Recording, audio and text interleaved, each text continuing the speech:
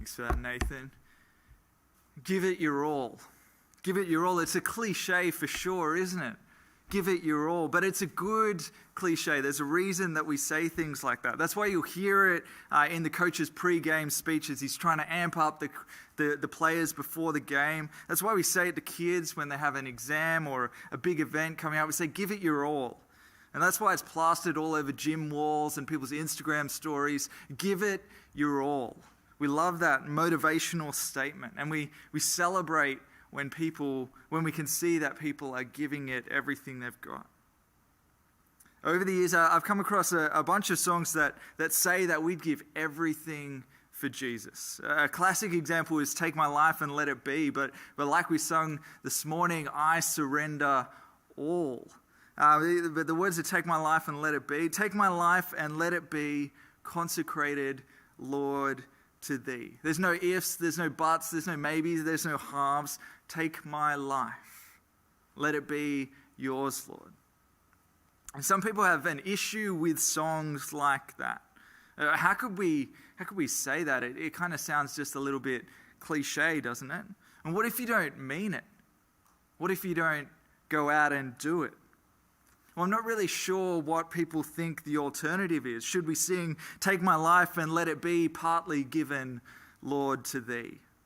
Is that what we should sing? Why not sing that we'll give everything for Jesus? Why not sing that we want him to have it all? And maybe the people who are questioning these kind of songs, they want people to be real and authentic. They want them to admit their failures. Maybe that's it. Or maybe they were just too scared to sing those words themselves. Maybe we don't actually want to give it all. We're at the end of this series on generous giving, and I'm really glad that we've spent 5 weeks on the topic.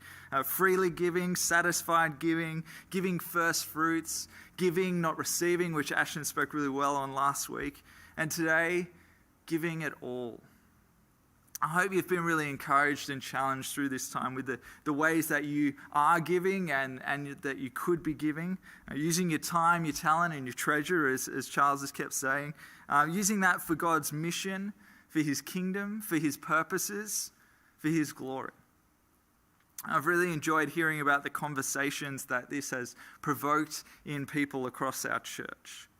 Now, some people have been really meditating on God's word as he speaks about generosity, whether that's through the devotion or through the Sunday sermons, really hearing what it is that God says to us in his word.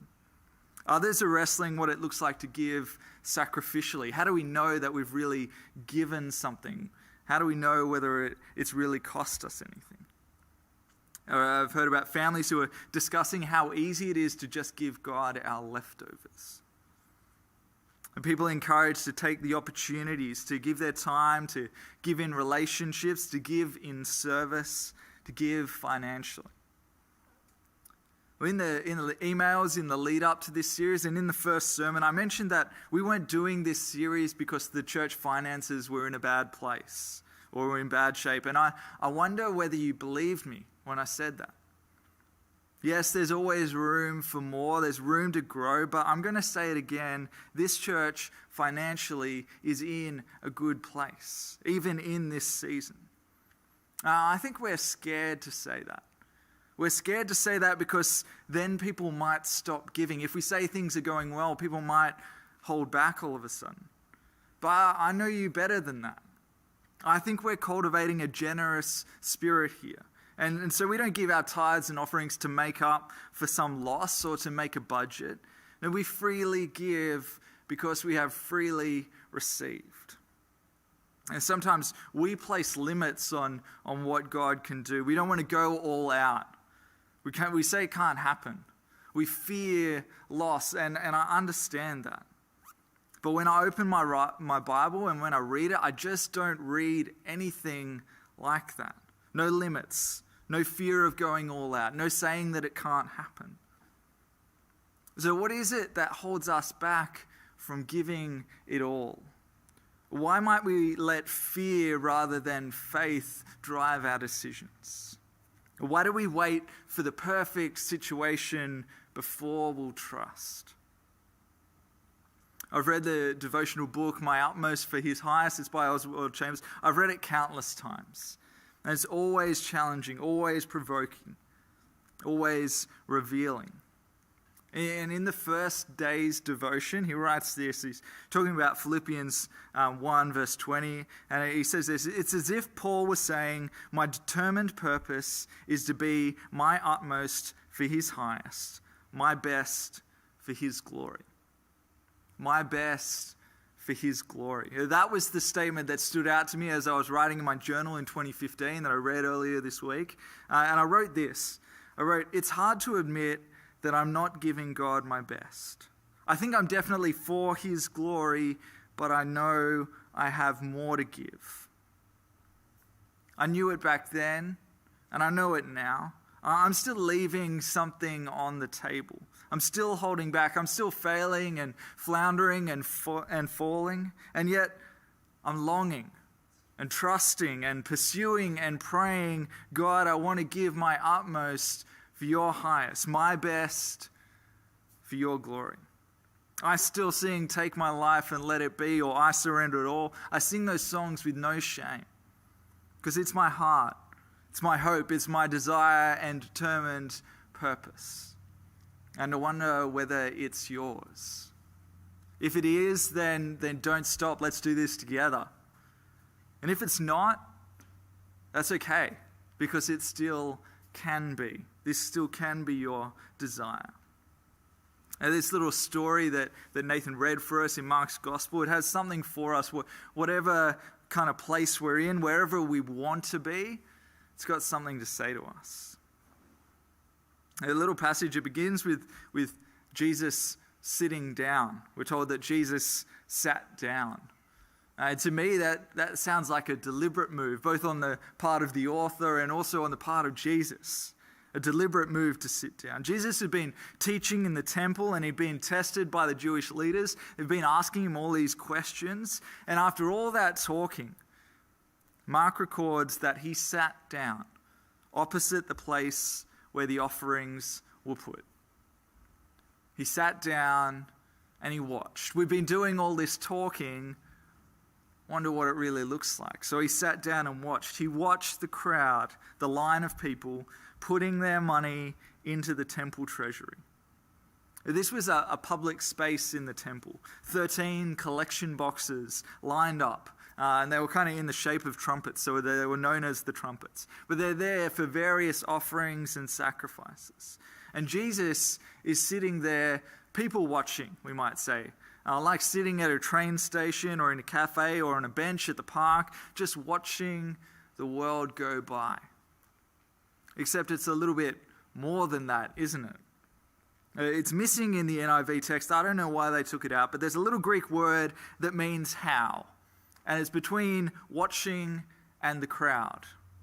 He was watching how the crowd were putting their money into the treasury. Jesus watched how they put their money into the treasury. He's not assessing their throwing technique. No, that's not what it's about. He's assessing their motive. Observing, noticing, perceiving what is really going on. As I read that, I was reminded of those words in 1 Samuel 16, verse 7, where it says, people look at the outward appearance, but God looks at the heart. Now, there are so many instances in the Gospels where Jesus sees more than everyone else. Things he knows about people, he knows what's in people's hearts, he knows what they're going to do. And we need his eyes to see what is really going on, to see what he sees. Because so often we don't see things, we miss them, we choose to ignore or we look away. Our prayer should always be that we would see the world the way that Jesus does, to have his wisdom and insight. I wonder what areas you need his insight right now, or what situations come to mind, what places, what people. Where do you need to see the world the way that Jesus sees the world?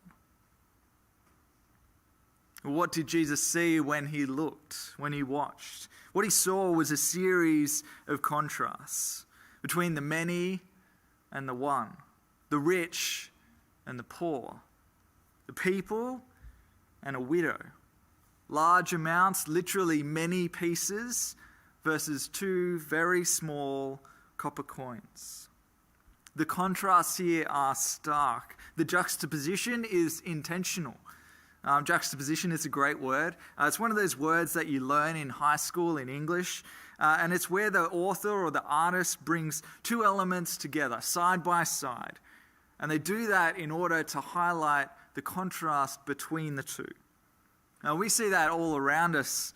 You take a city like Rome with its ancient ruins and its modern architecture side by side.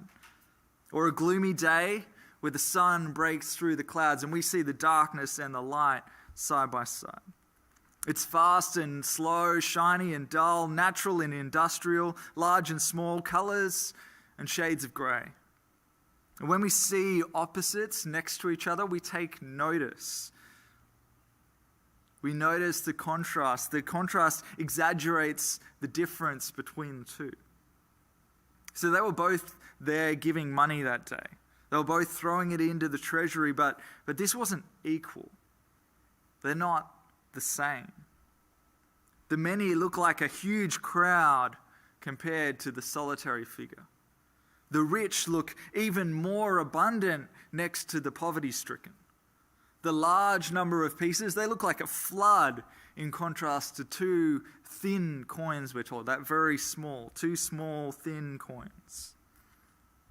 You know the sound of a bag of money being poured out on a table? You know that sound versus the distinct ting of just 2 little coins placed there. Mark is setting us up. He's setting us up because he then goes on to say, calling his disciples to him, still in this public space, Jesus calls his disciples to him. He says, "Truly I tell you, this poor widow has put more into the treasury than all the others.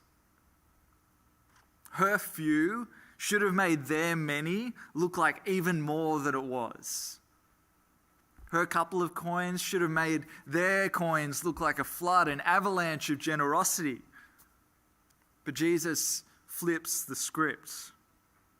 Wait, what? More? How did she give more? How is that possible? Less coins, smaller coins, worth only a few cents. And somehow, this is of greater value, of greater worth. Not just more than one of them, but more than all of them together, combined. Don't know whether you watch a show like Antiques Roadshow or its many equivalent shows. They're not really my thing, and if they're your things, that's great for you. But I can thankfully say I haven't watched it too many times. But I think the whole premise of the show is to wait for someone to bring something that they think is really valuable, and then it turns out to be trash, or even better. Someone brings an item that looks completely worthless, and the valuer says that it is worth thousands of dollars. Well, I think what we have here is an antique roadshow kind of moment here. The rich people's abundance is worth nothing compared to the poor widow's scraps. Why is that the case?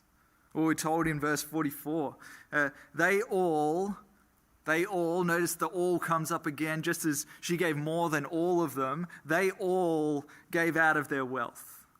But she, out of her poverty, put in everything, all she had to live on. You're playing Monopoly and someone draws a card from the community chest. It's your birthday. Collect $10 from every player. Now, depending on your place in the game, $10 can seem just like throwing away a crumb from your feast in front of you. But if things aren't going so well, that $10 can bankrupt you and send you out of the game. That's the difference between giving out of wealth and giving out of poverty. The wealthy was serving up leftovers to a holy God. The widow was giving up everything for him. But surely that's just a nice story. Surely that's just an illustration. Jesus wouldn't actually want us to give it all, would he? Or maybe we need to look again at the character and the generosity of our God. Just a couple of chapters earlier in Mark 10, Jesus says this, "Instead, whoever wants to become great among you must become your servant. And whoever wants to be first must be slave of all. For even the Son of Man did not come to be served, but to serve, and to give his life as a ransom for many." Even the Son of Man came to serve, to give his life.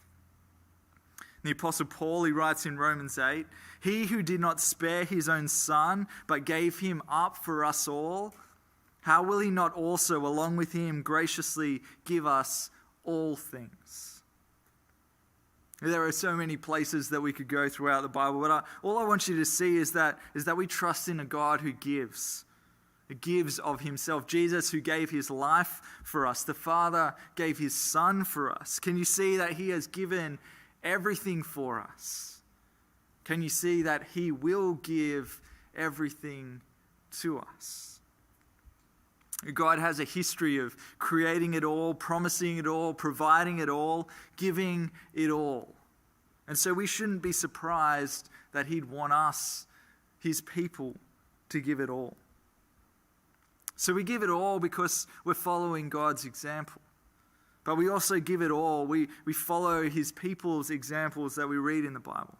Now, like the widow in Mark 12, God's people have always been called to give, no matter the cost, no matter the circumstance. I love the story of David in 2 Samuel 24. He wants to sacrifice an offering to God, but he gets given the stuff for free.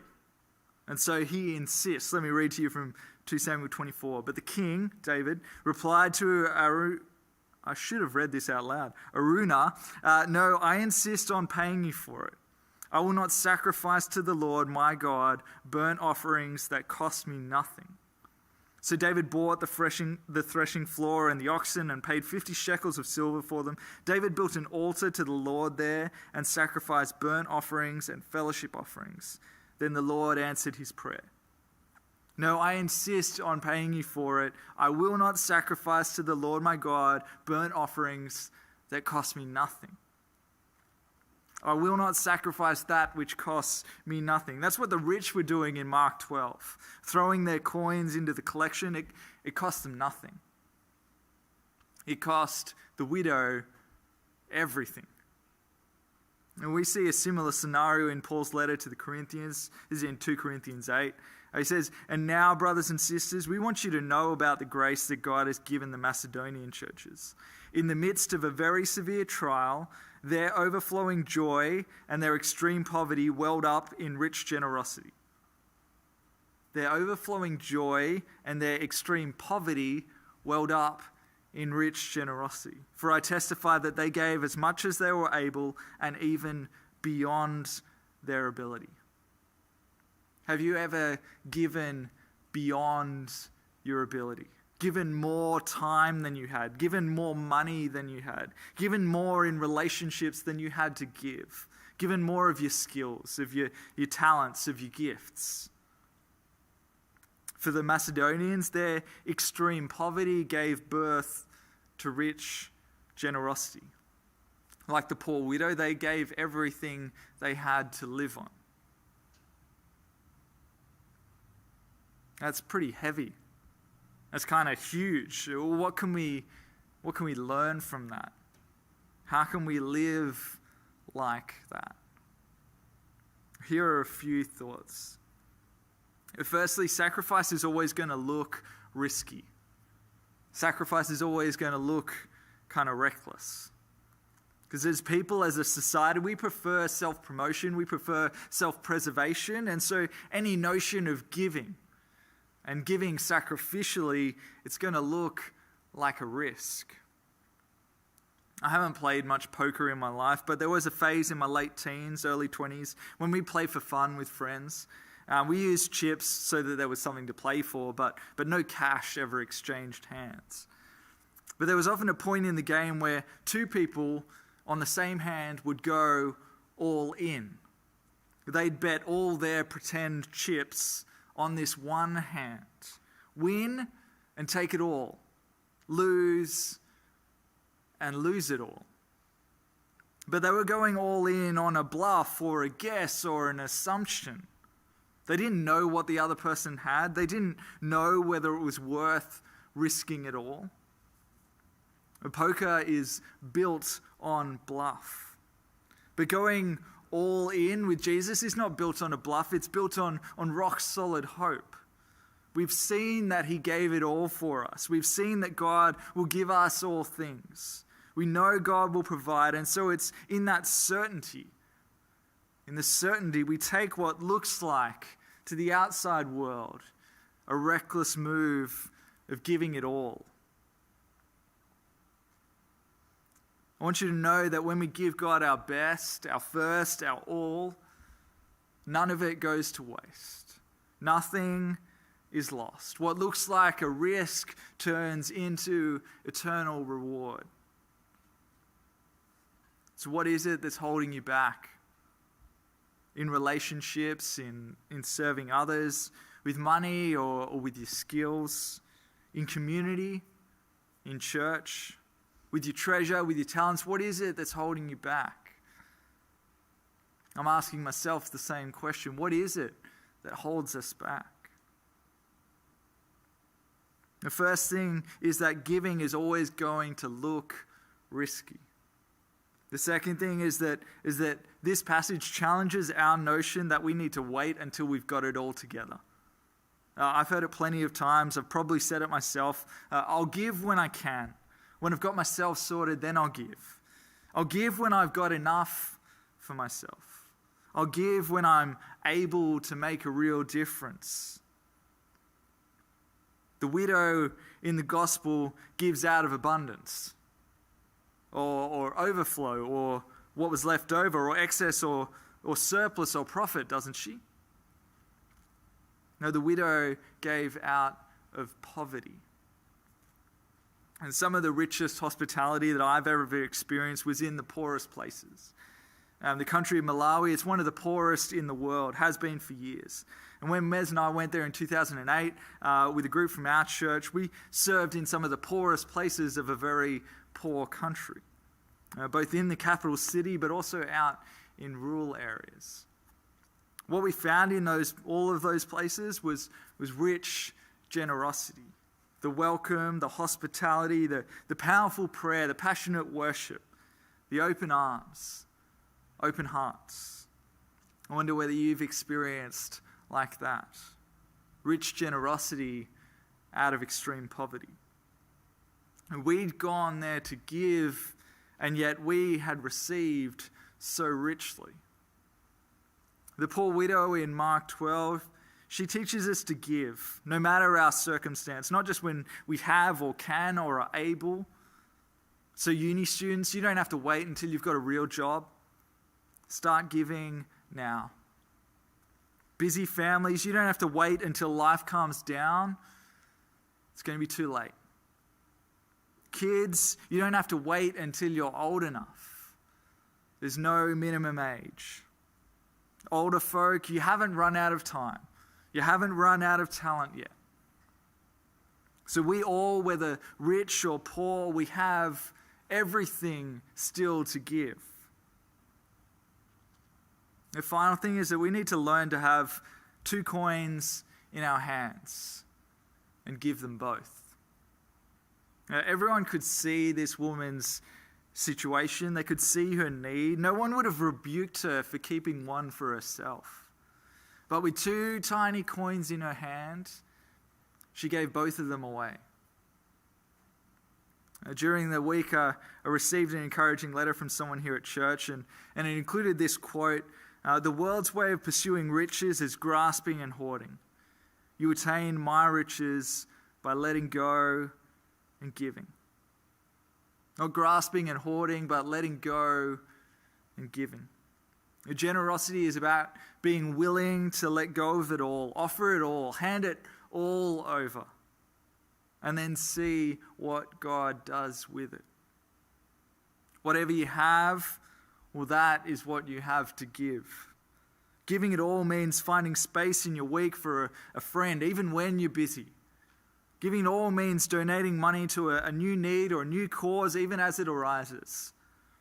It means saying yes to another roster request, even though you're doing a bunch of things already, even though you're serving in so many places. It means making room in your heart to love another, even though you feel like you're at your limit. Giving it all means loving the way that we have been loved, accepted completely, forgiven completely, blessed completely. Now, how often do we hold on to the one? We'll give one away, but we'll hold on to the other one. There's some part of our lives, our abilities, our dreams, our hearts. We hold on to some part of ourselves. And Jesus is calling us, like he called the disciples over. He's calling us this morning. He's saying, did you see the poor widow? Did you see the rich crowds? Truly, I tell you, this poor widow has put more into the treasury than all the others. So go all in with Jesus. Don't wait for the perfect moment. Trust him. Give both coins. Give of yourselves. Give everything, because he has given everything for you. Let's pray together now. Father, what a challenging example we see in this passage. But what an awesome reminder of your generosity to us. Lord, will we see that this morning, feel that this morning, know that this morning, trust that you are good, that you are able to provide for us, that you have given everything, even your Son. And God, would you show us the places in our lives where we're holding back? We've all got them. Lord, would you show us where we still have more to give? Whether that's in our time, in our relationships, with our gifts, with our money.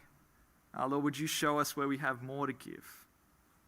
Would you teach us to give everything? Because you have given everything for us. And we pray this in Jesus' name. Amen.